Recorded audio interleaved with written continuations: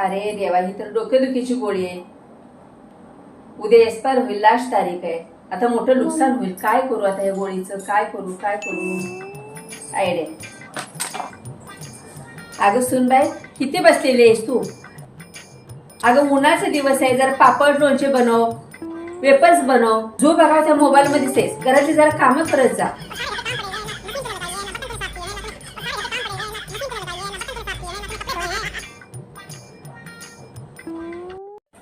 तुला काम धाम काय करायला नको, नुसतं मोबाईलवरती टुकू टुकू टुकू करत बसायला पाहिजे. आई बस बस बस, माझं डोकं दुखायला लागलं तुमची बडबड ऐकून.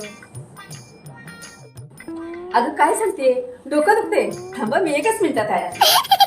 ठीक आहे, गोळी खा. डोकं दुखीचे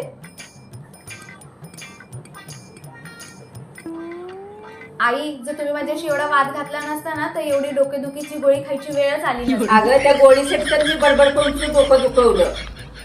अशी कशी वाया घालून मी पैसे वेस्ट गेले असते ना आपले. अगं खूप मोठं नुकसान झालं असतं आपलं.